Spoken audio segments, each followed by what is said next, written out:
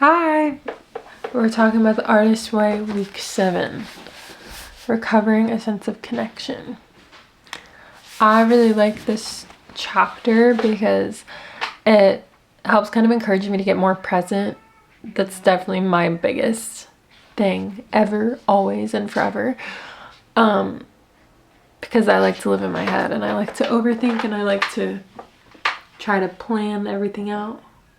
And it seems that the second I drop into the moment, everything just starts working.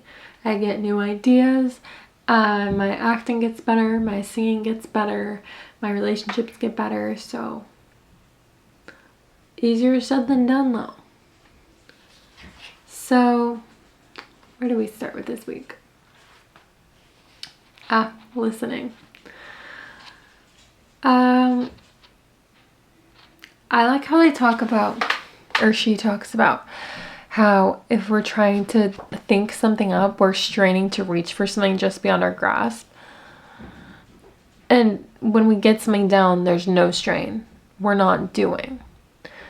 And I feel this very palpably in terms of songwriting, because there are days I sit down and I'm like, it's more what I'm thinking about external, and honestly when I have in mind as I'm writing what people are going to want to listen to, because then I start trying to craft in a certain way or make a certain thing happen besides just letting whatever is in me come out.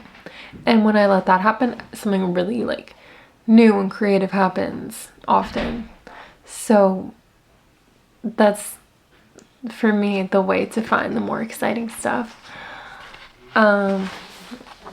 Definitely for acting too. I've done Meisner training and it's basically all about that, all about listening and how like authentic reactions will come up when you're listening.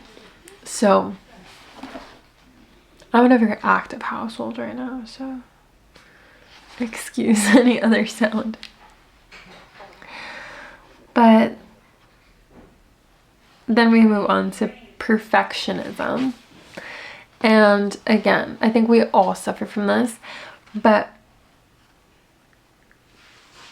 I'm really challenging this right now because I'm such a perfectionist and I'm so easily embarrassed by lack of perfection too. So this in and of itself is a huge thing for me because these are so messy and kind of vulnerable, and I just want to talk and share. So that's step one.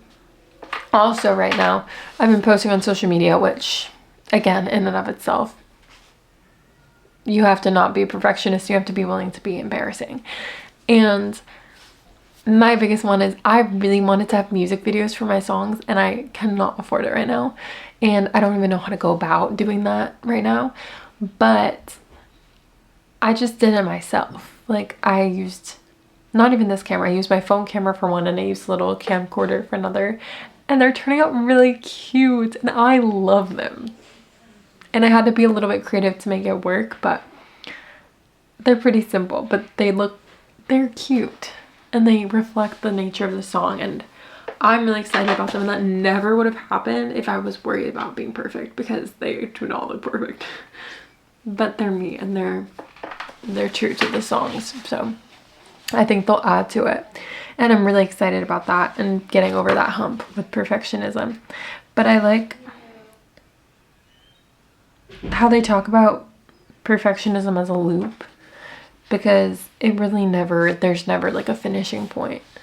Nothing's ever done. And you just have to let it go and accept that what came to you at that point in time, like know that you did your best and whatever was available to you is there, and you can move on to the next thing, and maybe more will be available to you, but you can't keep looking back at it.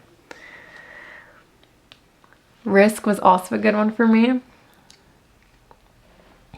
I like how my favorite part about this, I'm gonna kind of speed through because I feel like I don't have that many insights, but my favorite part about this is how they talk about how any risk and any challenge you set yourself to and fulfill will basically help you do that in any other area of your life. Like finishing a marathon that you decide to do will help you write a play, is what they say, I think.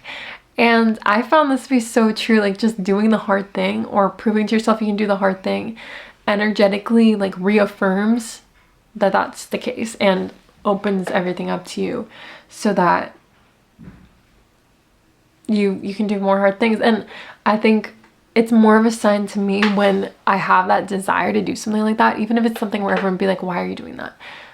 To just follow it because there's a reason, and it'll prime me to do the next thing that maybe is more aligned with my greater purpose or vision or whatever. But why not do all the things, all the challenges, and prove to yourself you can do it, you know? And prove to the universe you can do it and you can handle more than you think. Now here we get into the good one. The jealousy. And okay, so I have something to say about this. They talk about doing a jealousy map. I keep saying they, she talks about doing a jealousy map where basically you say someone you're jealous of, say why, and then say an action you can take to kind of write that with yourself to move yourself towards that goal that you're jealous of. For me, I found that this is not that helpful because it's really hard for me to separate it from the person. So say Anne is a really good artist, really good at drawing, and I'm jealous that she's so good at drawing. And then my goal, my action is to take an art drawing class. Me, knowing me, I'm going to go to that drawing class and I'm still going to be thinking about Anne and comparing my drawings to Anne's drawings. Not that that's good. I mean, not that that's inevitable, but that's just knowing me. If I line it up like that, that's kind of where it goes.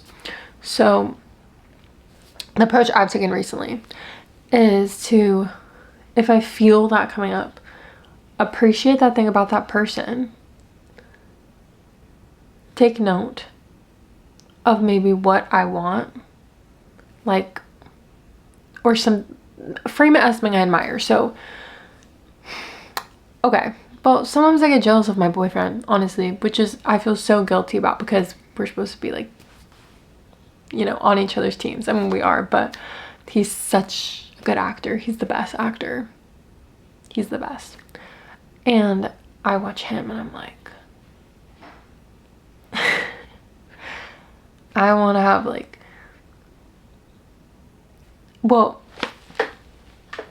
I've been really training myself to not get jealous like that towards him, but I think I admire so much his commitment and his freedom and his acting, right? And then I can view that as a value that I have, freedom and commitment to my role. Freedom in my role and commitment to my role. I can accept that that's my value, and then I move forward acting as if that's my value and apply that to myself. There's no like using my, like, a resentful feeling and then comparing and then trying to move the other way. And I don't know that that's what she's saying, but that's how it kind of lands for me when I do it in the way that she's talking about.